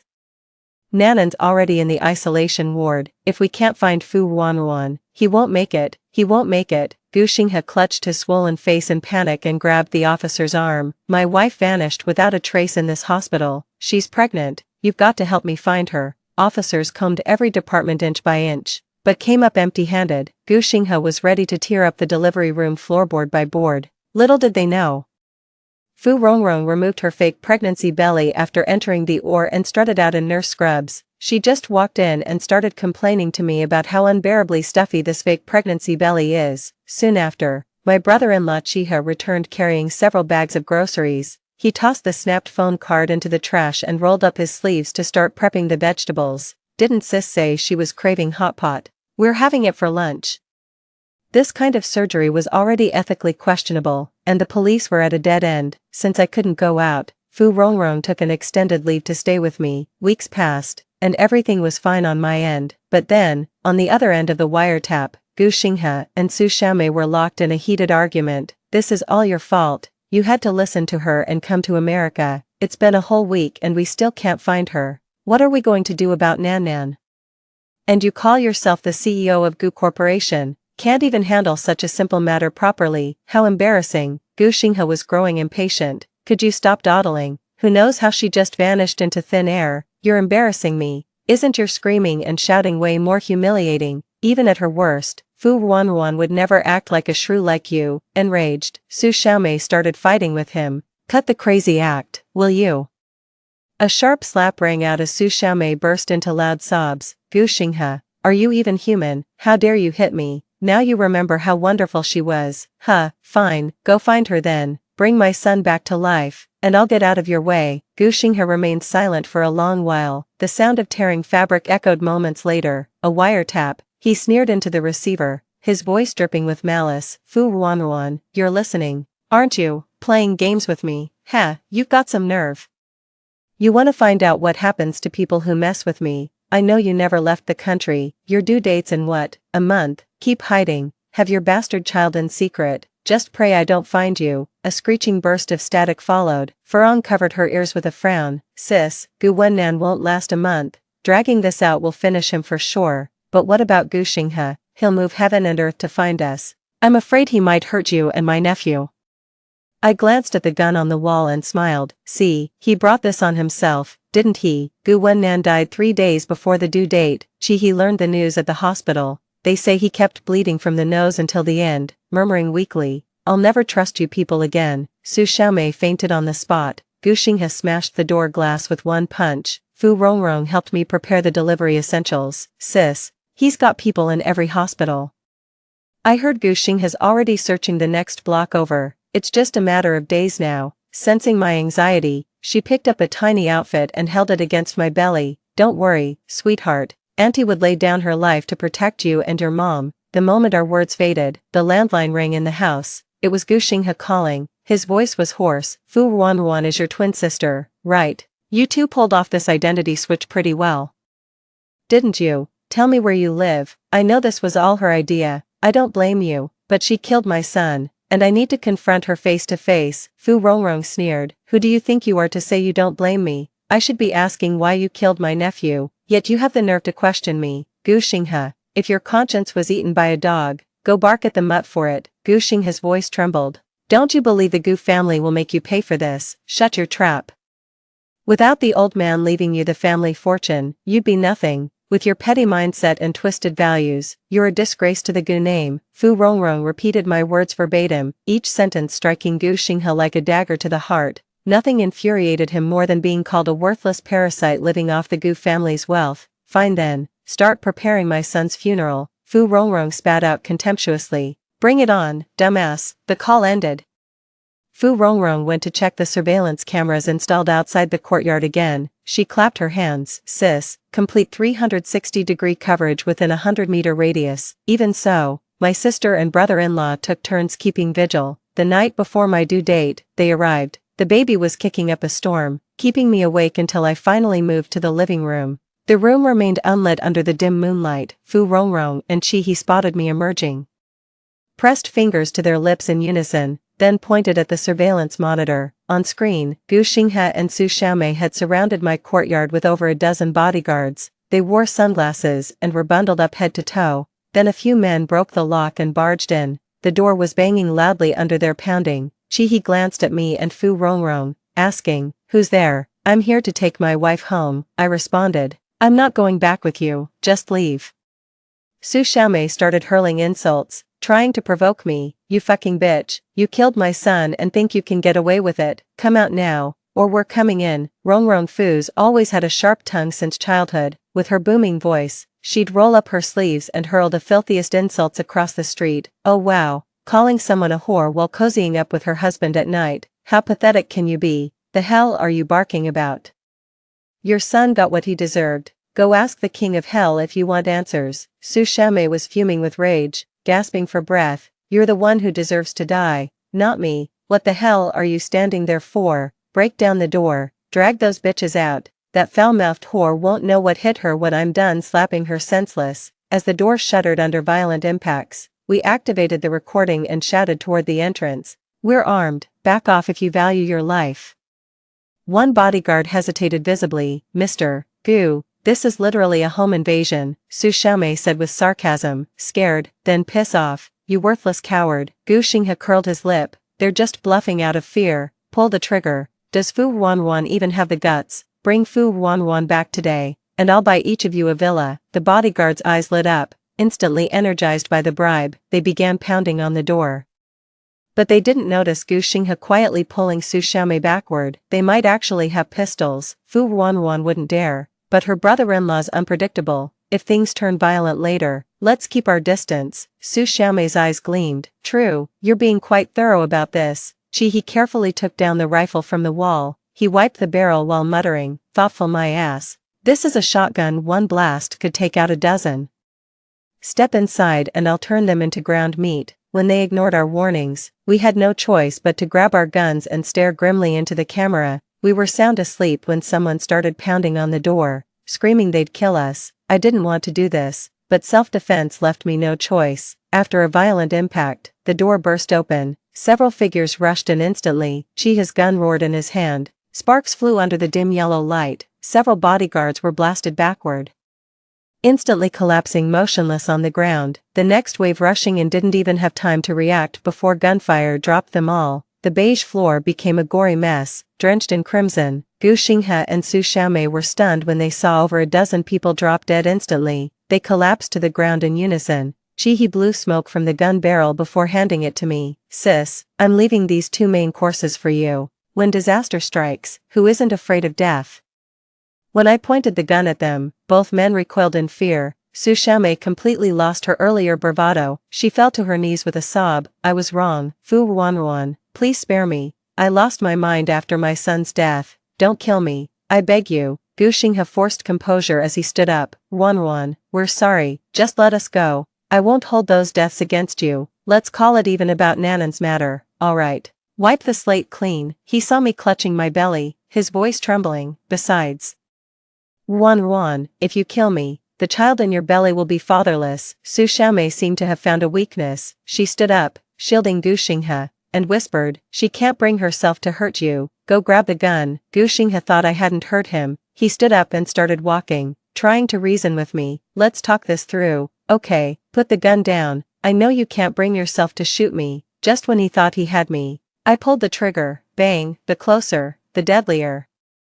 Gu Xinghe's face exploded in an instant. Under the moonlight, his contorted body lay lifeless on the ground. The gun's recoil sent me staggering, but luckily he caught me. A sharp pain shot through my abdomen. While the two were checking on me, Su Xiaomei quickly slipped into the car and drove off. Fu Rongrong grabbed the gun to give chase, but he called out to stop her. Forget about her. Get my sister to the hospital now. The baby's coming. The baby arrived a night earlier than expected.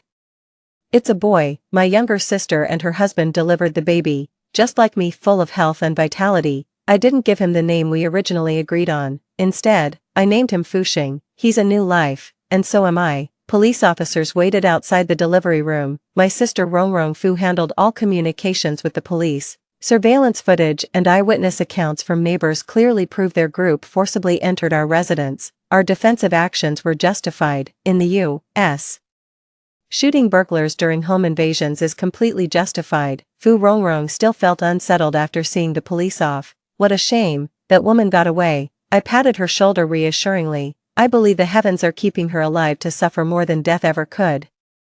I had to return home shortly after because we needed to register the newborn's residency. Both Fu Rongrong and I were wiping away tears before boarding the plane. We've caused you so much trouble, even making you relocate because of us. When are you coming back? I'll treat you and your husband to dinner. Fu Rongrong sighed helplessly. Sis, we've just settled down here. I'm not even sure what I could do if we returned. Mom's getting older. I'll work a few more years to save up, then come back for good. She placed the longevity lock around the newborn's neck, playfully teasing him. Little one, make lots of money when you grow up. Your auntie's counting on you. Waving the baby's tiny hand in a squeaky voice. No problem, auntie, I'll do my best. Farong held me tightly, sobbing for a long time before finally voicing her concern. Sis, you killed the Gus' only son. They'll definitely come after you. We should call the police now. Have them meet your flight and request full protective detail. No need. I glanced down at the newborn in my arms and smiled serenely. His protection alone is more than enough. He's the last heir of the Gu family. What have I to fear? Things went much smoother than I expected. The elders of the Gu family were utterly grief-stricken, but after learning the truth, they realized no matter what they did, the family fortune would all go to the newborn anyway. So they simply turned a blind eye. I gave the little one a pat. Seems your aunt had every reason to believe in you. Within months, Fu Rongrong and Chi He moved their entire family back to China. Both of them had all the necessary certifications and qualifications. I bought them a villa and established a private maternity hospital. On my mom's birthday, I took the newborn to the hospital to pick them both up. On the way back, they were playing with the baby and beaming with joy, passing by the square. We saw a group of seniors dancing to square dance music. The baby couldn't resist wiggling to the music in my arms. My nephew likes it. Let's go take a look. Just as we stepped onto the stairs, a figure came charging at me. Furong reacted instantly and yanked me aside. The person tumbled head over heels down the steps, and wouldn't you know it, a car came speeding by. The onlookers gasped in shock. We all scrambled down in a hurry. There in the twilight, lying on the ground, was none other than Su Xiaomei. Her face turned deathly pale. She convulsed several times before losing consciousness. The crushed leg had already become deformed. It looks eerily similar to my past life. Upon my return that day, Fu Rongrong accused Su Xiaomei of trespassing. She spent a fortune to settle the lawsuit and finally made it back home, but without Gushing his protection, she's been living hand to mouth, running into me today and seeing my happy family. She wanted to take us both down with her. The driver rushed out to call the police and an ambulance. Later, I heard she became disabled, unable to care for herself, confined to a wheelchair day after day. Some time after that, I caught a glimpse of her once more. On family photo day, she was hunched over, straining to pick through trash. Passers-by whispered and pointed. She used to live in the lap of luxury. But then I heard she faked a divorce with her ex-husband to save their leukemia-stricken child. She tricked another woman into getting pregnant and forced an early C-section to harvest umbilical cord blood. In the end, her son didn't make it, her husband died, and now she's ended up like this. Well, she's certainly reaping what she sowed. That's why people must keep their conscience clear, or karma will come knocking. I lifted my head. The sky was crystal blue. Thank you, heavens above, for granting me rebirth. I remained silent. The end. Story 2. My boyfriend was the top scorer in the college entrance exam, but he applied to a shady vocational school. I convinced him to change his application to Tsinghua University's computer science program. After graduation, we earned millions annually and had a blissful married life. But on the day his childhood sweetheart got married, he smashed my leg with a computer tower. If it weren't for you stopping me, I could have gone to the same university as Yaya. I should have been the one to marry her. So, he had been holding a grudge all these years for me persuading him to change his college application back then. In front of our child, I was beaten to death by domestic violence. When I opened my eyes again, I had been reborn. Watching the computer screen, I saw my boyfriend had filled all his college application choices with that shady vocational college where his unrequited love was enrolled. He turned his head and asked me with a smile, "Baby, what do you think of my college choices?" Baby, what do you think of my college choices? Hearing my boyfriend's words, I instinctively shivered and covered my broken right leg. Don't hit me. In my previous life, on the day my boyfriend's white moonlight got married, Sumoding's handsome face twisted as he rushed into the study with reddened eyes. He ignored that I was in a remote meeting and directly picked up the computer tower to smash my right leg. On the computer screen, hundreds of online colleagues witnessed me being assaulted and let out panicked cries. Our child rushed into the room to protect me, but was kicked away by him. The small figure flung several meters away, in the chaotic study room, at the moment when life was about to end, covered in blood. I looked utterly bewildered. Why, Sumoding, why would you do this? He smashed the computer tower viciously onto my head. Blood blossoms bloomed. Before dying, I heard him gnash his teeth and say, "It's all because you convinced me to change my college application back then. Otherwise I could have attended the same university as Yaya. I should have been the one to marry her." So he had been harboring resentment all this time about me persuading him to change his application. He said if I hadn't persuaded him to change his college application choices, he might have ended up with his first love as he wished. How ridiculous. Even combined, me and our child can't compare to the weight of a single wedding invitation from his first love. Sweetheart, in the cramped internet cafe, Sumoding's call brought me back to reality. "What do you think of my college application choices?" he asked again. I turned my gaze to the faintly glowing computer screen. For every blank space in the application form, he applied to the literature department of that shady vocational college. I blinked and lowered my eyes without showing any emotion. "Oh, that's good, Sumoding. this time, you shouldn't hold a grudge against me anymore. 2. Hearing my words, Sumoding froze for a moment, his gaze carrying scrutiny. Baby, do you really think I filled out my college applications well? I stared fixedly at him. Don't ask for my opinion. This is your own matter, make your own decision. Sumoding awkwardly averted his gaze. Several seconds passed as his finger hovered indecisively over the mouse. Maybe, I should fill in a few more alternative choices. Heh, I couldn't help but sneer inwardly. So he knew all along that using his provincial top score results to apply to a diploma mill was a waste. In my past life, I painstakingly advised him not to throw away 18 years of hard work, questioning how he could apply to some obscure vocational college after achieving the provincial top score. He finally agreed to change his application choices. Back then, I thought I had persuaded him, but now it's clear he was just going with the flow. In the end, he resented me for making him change his aspirations, even going so far as to kill me with his own hands. Suddenly, Sumoding's phone rang urgently. He cautiously glanced at me a few times. Hey, yeah, the caller was his first love. Suyu, top student. Which university did you apply to? Can I visit you there later? Suyu's voice was clear and bright, with a rising inflection at the end. She was the school's queen bee, with dyed hair and manicured nails, yet she had an unexpectedly innocent face. Every day after school, various social figures and troublemakers would pick her up on motorcycles, taking her to race and fight. Hearing Suyu's voice, Sumoding's expression softened. I've filled out my college application, but I'll keep it a secret from you for now. It'll be a surprise later. With that, he finally made up his mind and clicked the mouse. Are you sure you want to submit your preference information? Once submitted, it cannot be modified. He pressed confirm. The web page began to load. After a few seconds, it redirected to the submission success page, with the gray screen indicating it was uneditable. As they were on the phone, my gaze also fell upon my computer screen. My grades weren't as good as Sumoding's, but they still ranked among the top in the province. Back then, my first choice was Tsinghua University's computer science department. But just because I was one rank short, I missed the chance to attend Tsinghua.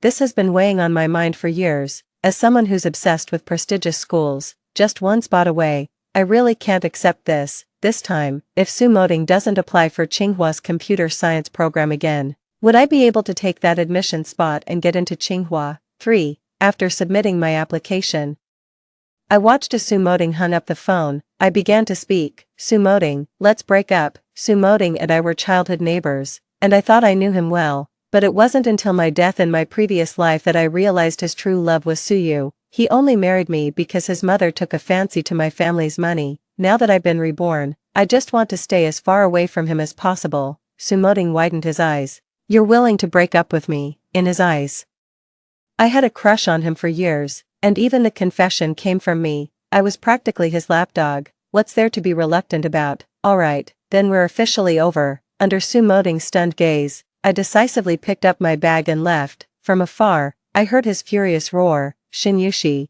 don't you dare regret this. No, he's the one who shouldn't regret it. In the following period, I started looking for computer projects online in advance. In my previous life, my college years were as aimless and drifting as most people's. The year I graduated, I signed with a small company, earning meager wages, working overtime every day, and being subjected to my boss's PUA. That's when I came to my senses, started focusing on practicing coding problems and revising my resume. After several job hops, I finally landed an offer at the same major internet company where Sumoding worked, with my salary doubled. This time, I won't take any detours and will properly plan my life path. In the days after submitting the college applications, the Sumoding household was basking in their glory. Sue's mother, still unaware her son had applied to a diploma mill, kept boasting downstairs about her son being the provincial top scorer. In the neighborhood, many high school seniors are taking the college entrance exams this year. Mrs. Sue deliberately went out of her way to provoke parents whose children failed the college entrance exams. How could someone not even get into a Tier 1 university? Must be an IQ problem. Better take them to the hospital for a checkup. Whenever she saw me, she'd tilt her nose up and glare sideways at me and my parents. How many points did Cece score? Surely not as high as my son. I always say girls just aren't as smart as boys. My dad was so angry he rushed forward to argue, but I grabbed his arm to stop him. I casually brushed it off. Oh yes, Auntie Sue, you're absolutely right about everything. When we got home, I tried to console my parents. Why bother getting angry with such people? Just wait for them to self-destruct. Sure enough, the next day, Sumoding brought Suyu home. Dad, Mom, this is my girlfriend, Mr. and Mrs. Su turned their heads upon hearing this, just in time to see Suyu wearing smoky makeup, high heels, and stockings. With a cigarette in her hand, the two of them nearly fainted. Sumoding stood in front of Suyu. I genuinely like yeah, and I hope you can accept her. You, Mother Su clutched her chest in anger. You want to be with this shameless little vixen. She's not even as good as Shinyushi next door. At least Shinyushi's family owns 5 properties. Sumoding remained stubborn. Shinyushi can't even compare to Yaya's little finger. You don't understand. I've decided that Suyu is the only one for me in this lifetime. Mother Su angrily beat her chest. You're still young. What do you mean she's the only one? What's wrong with being young? This is the first time I've liked someone so much. Sumoding took a deep breath. Since childhood, I've obeyed you in everything. Can't you let me make my own decision just this once? The group stood in a tense standoff. At that moment, a courier happened to emerge from the elevator, room 601.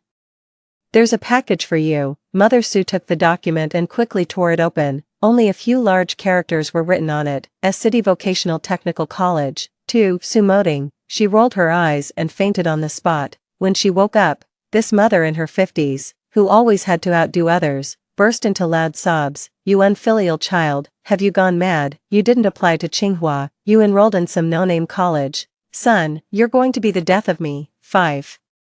Father Su squatted on the ground, smoking with a worried frown. Mother Su cried and hit Sumoding in frustration. The door cracks in the hallway quietly opened, with several neighbors peeking out to watch the drama. Didn't both Tsinghua and Peking University call you? Why on earth did you apply to a vocational college? Mother Su raised her hand and slapped Suyu twice. It's this little vixen who led you astray, isn't it? I will absolutely never agree to you being together.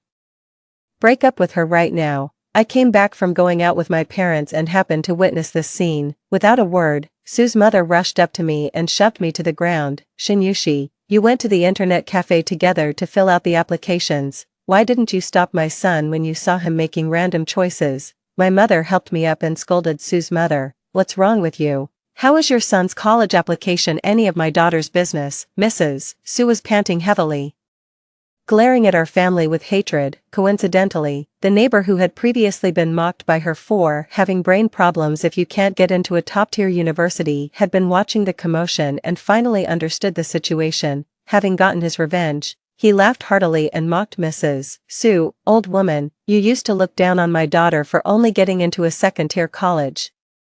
Now your provincial top-scoring son enrolled in a vocational school. He can't even compare to my daughter. Provoked by these words, Mrs. Su immediately grabbed Sumoding by the shoulders. I've worked hard to raise you for 18 years. You were supposed to go to Tsinghua. How could you be so foolish? Come on, we're going to the education bureau. We'll change your application back. Yet Sumoding remained motionless. Let's go. Come with me right now, Mrs. Su insisted relentlessly.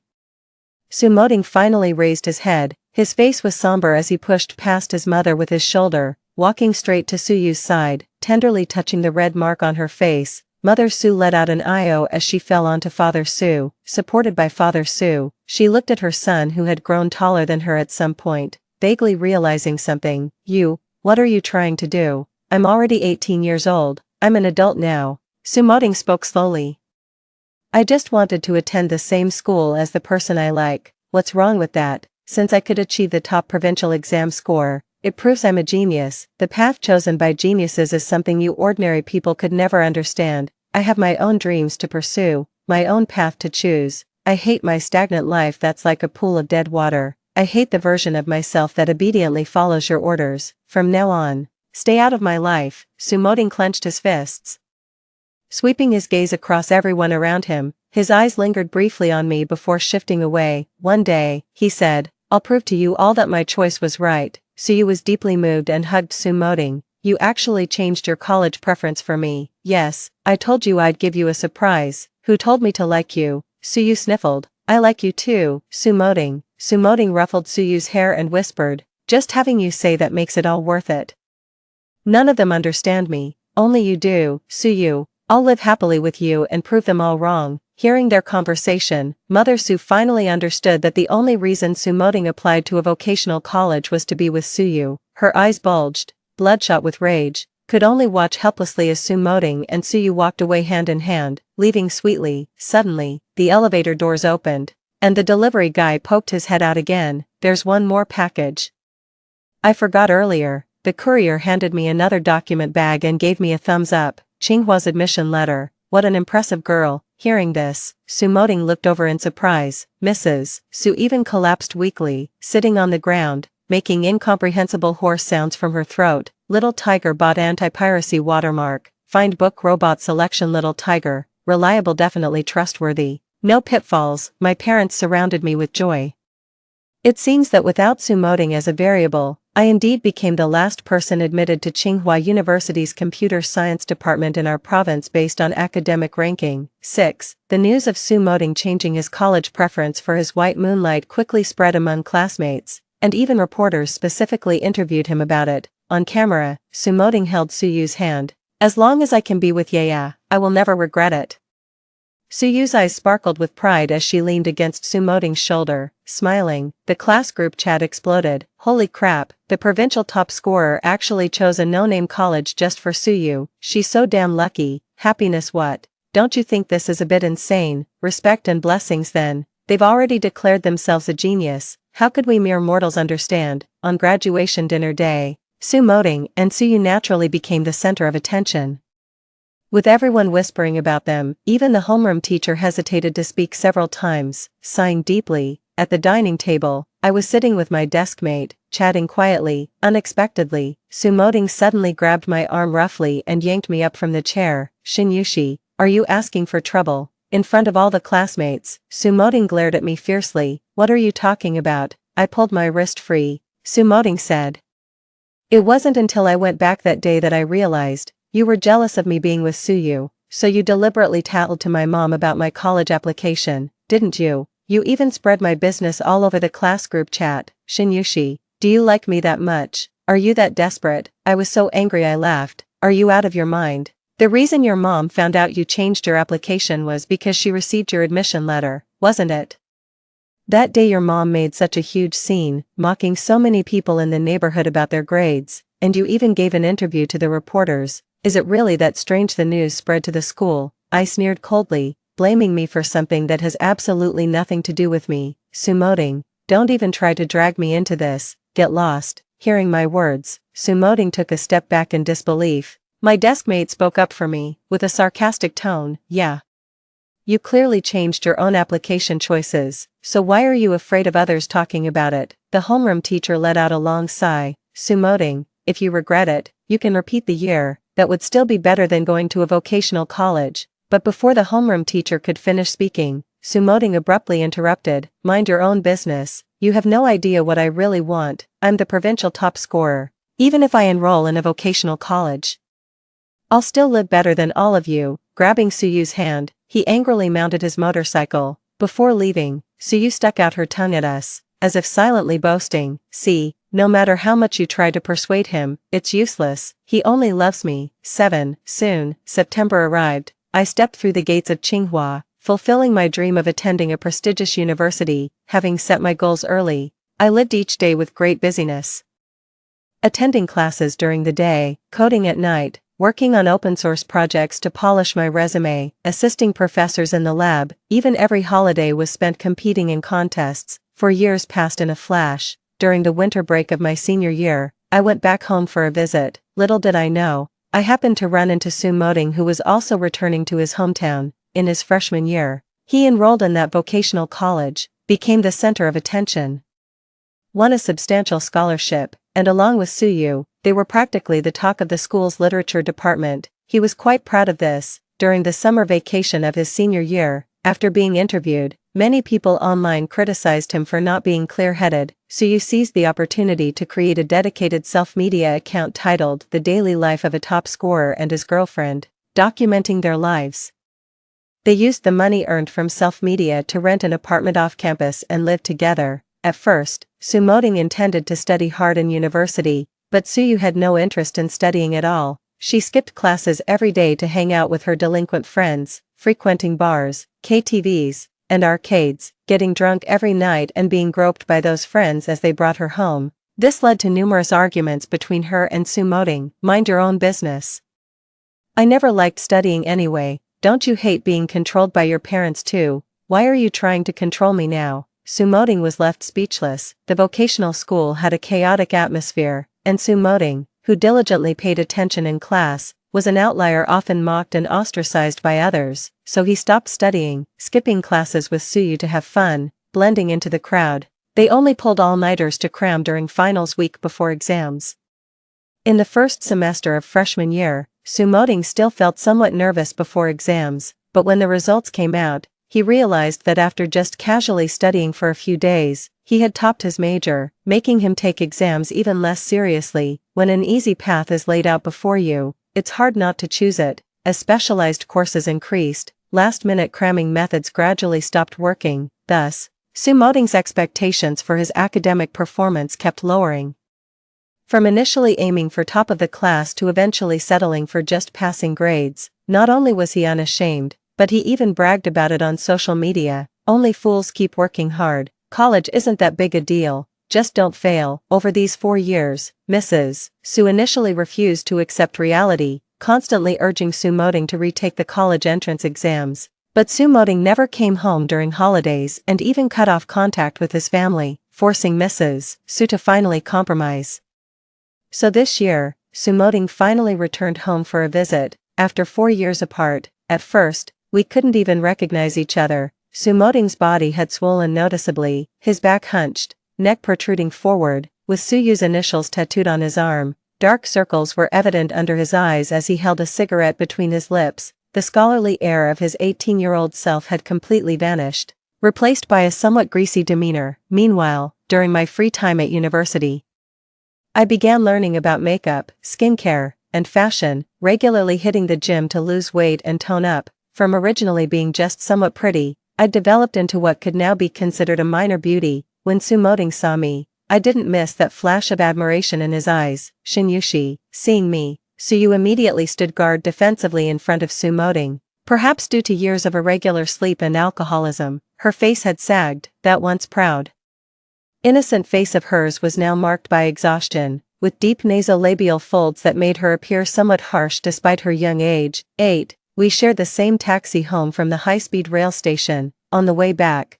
Suyu suddenly grabbed my wrist, glaring at my Bulgari bracelet with wary eyes. This bracelet costs over 10,000 yuan. How could you possibly afford it? You're wearing a fake, aren't you? I gave her a cool glance. From my junior year last year until now, I've been interning at well-known internet companies. Combined with my scholarships over the years and project shares from the lab, I've saved at least over 200,000 yuan. It's just buying a bracelet, why bother getting a fake one? But seeing the obvious jealousy in Suyu's eyes, I still chimed in. Right, a fake, bought from a street stall for 10 bucks. Suyu immediately became smug. I knew you couldn't afford the real one. At this moment, Sumoting in the front row answered a phone call, apparently from his mother. Mom, don't worry, I'm definitely going to pass the postgraduate entrance exam this time. I'll apply to Tsinghua University for sure. From his words, I learned that Sumoting wanted to pursue graduate studies at Tsinghua University and had just taken the entrance exam this year. Before getting off the car, Sumoting winked at me. Shinyushi, see you at Tsinghua. I twitched the corner of my mouth and pulled my suitcase upstairs expressionlessly. During the winter vacation, the Sumoting family next door lived quite harmoniously. After Sumoting returned home, his mother bustled about with a superior attitude, showing off everywhere in the neighborhood. My top-scoring son is back home, and this time he's definitely going to Tsinghua for grad school. I heard your daughter is studying at a non-prestigious university. Honestly, what's the point? She might as well go home and have babies. On the day the grad school exam results were released, Su's mother urged Sumoting to check his scores first thing in the morning. Hurry up and check, son, let's see how many points you scored. Sumoting was forcibly dragged out of bed, impatiently pushing his mother away as he reached for his phone with bare arms. Enter your exam admission number and ID card number, then click search. A few seconds later, a scream echoed through the room. Mother Gu leaned shakily against the wall. What? How could you only score a little over 200 points? Sumoting's hand holding the phone was also trembling slightly. He pulled out a cigarette and shouted at Mrs. Su, "Stop making such a racket, shut up." Then he muttered nervously, "I was the top scorer in the province, I should have a bright future." On the same day, the girl whom Su's mother had mocked 4 years ago for attending a second-tier university knocked on my door. She smiled shyly at me and said she was also taking the postgraduate entrance exam this year. She had just checked her scores and found she could get into Tsinghua, so she came to ask me about some specialized course knowledge at Tsinghua. I warmly welcomed her. Hard work is the wisest investment a person can make. After winter break, I returned to school. From fragmented conversations during phone calls with my parents, I learned that Su Moding failed the postgraduate entrance exam and would start job hunting. At first, he scoffed and said, "What's so hard about finding a job? I was the top scorer in the national college entrance exam," until reality taught him a lesson. It was already difficult for literature majors to find jobs, and he often carried himself with the superior attitude of being a top exam scorer. Even when interviewing for an ordinary clerical position, he demanded a monthly salary of 10,000 yuan. Naturally, no one would hire him. Many company HRs would end the interview immediately upon hearing the name of his obscure vocational school, without even letting him finish speaking. "Sorry, but we prioritize graduates from 985 and 211 universities for this position, but I was the top scorer in the college entrance exam." The HR seemed amused. "Oh, so what if you were the top scorer in the college entrance exams? Didn't you still graduate from some no-name university?" Throughout the spring recruitment season, Su Moding ran around every day, constantly going to interviews only to be rejected, clutching his backpack on the subway while questioning his life choices. It wasn't until this moment that he realized how much damage his haphazardly filled college applications and aimless university life had done to his future, but he quickly pulled himself together again. 9. Just failed the postgraduate entrance exam and can't find a job, that's all. At least he still has Suyu. Su Moding then remembered the self-media account Daily Life of the college entrance exam while questioning his life choices. It wasn't until this moment that he realized how much damage his haphazardly filled college applications and aimless university life had done to his future, but he quickly pulled himself together again. 9. Just failed the postgraduate entrance exam and can't find a job, that's all. At least he still has Suyu. Su Moding then remembered the self-media account Daily Life of the college entrance exam top scorer and his girlfriend, created by Suyu. This account earned him tens of thousands of yuan during the 2 months of summer vacation. After a long hiatus, he and Suyu started updating again, but each video only had a few hundred or dozen views. He angrily posted a rant on social media, blaming the short video platform for not giving him traffic. Below was a comment from one of his fans: "To be brutally honest, your videos offer nothing new beyond the gimmick of being a top college entrance exam scorer. They're overly long, boring, unedited, and completely lack appeal in today's fast-paced era of viral short videos." Su Moding directly exposed this account and blocked it. At this point, he remembered his identity as a top scorer again and started a live stream. 2024 college entrance exam top scorer solves exam questions online. This time, he finally found the right path. When the baby-faced high school student took out the exercise and asked him for the solution, he was surprised to find that he had completely forgotten the knowledge from 4 years ago, not to mention that over the past 4 years, the types of questions and exam scope for the college entrance exam have undergone significant changes. He stammered, his face turning red, and eventually ended the live stream. Those who had once followed him could only sigh in disappointment. Soon after, June arrived. I graduated from Tsinghua University with outstanding grades. This time, I successfully converted my internship into a full-time position and joined the internet company that I had only managed to enter after several job changes in my previous life, having interned for 2 years. The department head trusted my abilities and often introduced me to superiors and clients. This is Shinyushi, a Tsinghua graduate with excellent capabilities. With the minister's assistance, I joined the company's new billion-dollar investment project team the year I graduated, allowing me to fully realize my ambitions. As for Su Moding, I heard he finally faced reality and found a clerical job with Suyu paying a monthly salary of 2,000. I just didn't expect his company to be located near mine. That day after finishing dinner after work, I went shopping at the mall.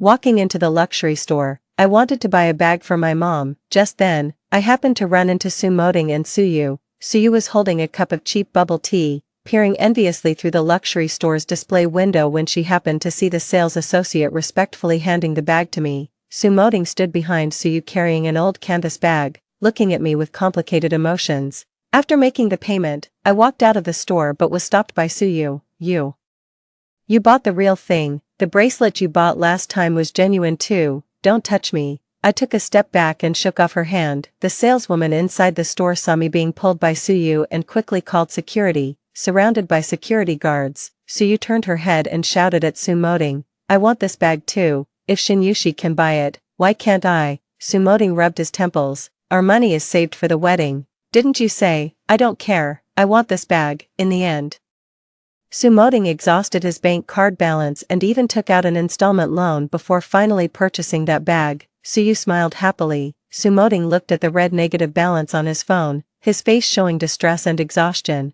"And I just watched from afar. How ironic, Sumoding. In our past life, our combined annual income was nearly $1 million, living comfortably, yet you were never satisfied. Always pining for Suyu. I'd like to ask, are you content with your life now?" 10.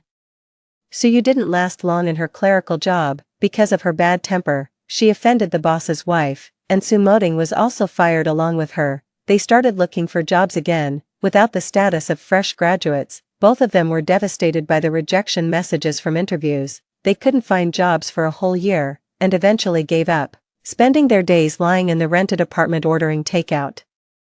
Occasionally going out with some troublemaker friends they met at bars to mooch meals. Those hooligan friends are no good people. One day they suggested taking Sumoding and Suyu for some excitement. Suyu readily agreed, but they didn't expect the so-called excitement to be robbery. Those hoodlums rode motorcycles as speed demons, rampaging and robbing recklessly on the dark city streets and remote roads. Being an accomplice to robbery for the first time, Sumoding was scared out of his wits. But thrill-seeking Suyu clapped her hands in delight, excitedly counting and recounting the few thousand yuan she got as her share. At first, Sumoding was still trembling with fear, holed up in the rental apartment all day, terrified that the police would come knocking. But days passed, then a week, then a month, and everything remained peaceful. So, on yet another night when the landlord came demanding rent, Sumoding put on his helmet, mounted the motorcycle, and had Suyu sit behind him. "Come on, let's go rob someone too." They chose a road where the surveillance cameras were broken. At 3 a.m., a middle-aged woman wearing a mask appeared under the streetlight. The motorcycle engine roared loudly. Sumoding's palms sweated as he gripped the handlebars, his adrenaline surging. He felt a bit dizzy. With some ringing in his ears, everything around him seemed to be spinning wildly. When Suyu reached out to snatch the woman's bag, everything reached its peak. "Help, someone's robbing me, help." Sumoding didn't expect the woman to struggle so violently, even biting Suyu's arm hard with her teeth. Seeing Suyu injured, Sumoding jumped out of the car and frantically punched and kicked the woman. In pain, the woman released Suyu's arm, as if seeing something. The woman's pupils suddenly contracted and she stopped resisting. Bang, bang, bang, sticky blood splattered. Sumoding felt like he couldn't stop himself. It wasn't until Suyu tightly grabbed him, her fingers digging deep into his flesh, that he finally snapped out of it. Only then did he realize that within just a few minutes, his forehead was completely drenched in sweat, and even his helmet had fallen off during the fight. He told Suyu to take the woman's bag. He himself slowly removed the man's mask. In that instant, the world fell into complete silence. Sumoding's eyes widened in horror, and after a few seconds of stunned silence, he uttered in disbelief, Mom, quick, call an ambulance." 11. Mother Su traveled thousands of miles to visit her son in an unfamiliar city. To save money, she bought a night train ticket. Little did she expect to be robbed and severely beaten by her own son, leaving her unconscious in the hospital. Sumoding wept bitterly in the hospital. Suyu held his hand. "It's okay, at least you still have me." This wasn't the first time Sumoding had heard those words. When he filled his college application with a diploma mill, he consoled himself that at least he still had Suyu. When he skipped university lectures to wander bars and arcades with Suyu, he comforted himself that at least he still had her. When he saw his neighbor Shinyushi graduate from Tsinghua University, work at an internet company, and live a glamorous life while he couldn't find a job, he comforted himself that at least he still had Suyu. But now, hearing these words, he was truly getting tired. He silently pushed away Suyu's hand. The hospital started pressing him to pay the fees. He borrowed money everywhere and also asked Suyu for help. Suyu agreed verbally, but that night, separated by a door, he heard Suyu say disdainfully, "Yeah, I'm already tired of playing with him. What does he have besides being the top scorer in the college entrance exams? Just a down-and-out dog who can't even find a job, and he's boring too." Sumoding burst into the room. On the other end of the phone was the questioning shout of a hoodlum friend. Meanwhile, Suyu herself was being pinned to the bed with Sumoding's hand around her neck, her face turned crimson as she struggled with her limbs flailing in the air. Sumoding's eyes were red as he spoke word by word. "You promised you'd stay by my side forever, then, come to hell with me." Sumoding had completely lost his mind. I don't know how he managed to find me at this moment. In the pouring rain, he stood drenched below our company building, looking up at the corporate logo. In his previous life, he was a Tsinghua computer science graduate who joined this company right after graduation, with a bright future ahead. The corner of his mouth twitched nervously, unclear whether it was a sob or a smile. A raindrop trailed from the corner of his eye, holding the coffee I'd just bought downstairs. I was heading to a meeting when he called out to me, "Shinyushi, why?" His eyes were filled with malice and hatred. "Why didn't you help me change my application this time?" He rushed at me with a knife. 12, bang, the coffee in my hand fell, its dark liquid mixing with rainwater and flowing into the city's sewers. I pinned him to the ground and shouted for security. In this life, I've maintained a fitness routine since college and even took up judo in my spare time. The perpetually indulgent Sumoding is no match for me at all. I leaned close to his ear and whispered softly, "What's wrong? Isn't this exactly what you wanted?" Sumoding stared at me, his face full of disbelief. You've been reborn too." I simply said calmly, "In our previous life, I advised you to change your aspirations. And you wanted to kill me. In this life, I won't advise you to change your aspirations, yet you still want to kill me." Sumoding, tell me yourself, are you out of your mind? I don't owe you anything. As more and more people gathered around, my other colleagues also came to help. Sumoding suddenly pushed me away with force, sprinted off, and disappeared into the heavy rain. A colleague came up to check on me and asked, "Are you okay? Can you still go to the interview later?" I swept my bangs back and said, "No problem. I've now been promoted to team leader at the company, with an annual salary increase to 600,000. The projects under my leadership continue to expand, requiring constant hiring. On my desk lies a thick stack of candidate resumes, from Cambridge and Harvard to Tsinghua, Peking, and Zhejiang University. Everything from masters to PhDs is available. Yes, Sumoding looks down on academic qualifications, but he doesn't know that sometimes society can be this cruel."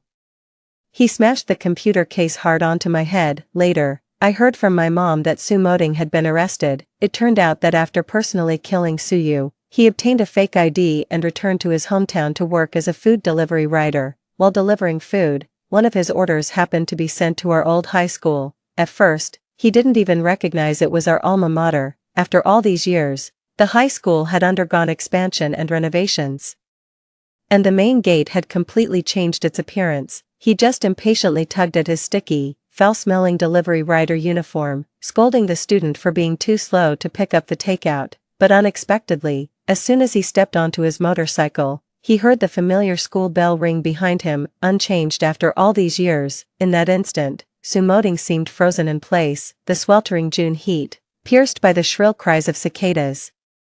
The clear sound of reading voices faintly drifted from the classroom windows. He suddenly leaped off his motorcycle, staggering and brushing past several pedestrians' shoulders, his trembling hands pressing against the tall black iron gate, slowly removing his sweat-drenched helmet. Through the gaps in the iron gate, Sumoding clearly saw his own name displayed on the long honor roll in the schoolyard. Sumoding, 732 points, 2024 provincial top scorer. The photo showed his 18-year-old self, full of vigor, smiling shyly with pursed lips. The security guard in the gatehouse looked over in surprise. They saw this unfamiliar young man who seemed to recall all the sorrows in the world, weeping uncontrollably. Upon closer inspection, he realized this person not only bore some resemblance to the wanted criminal recently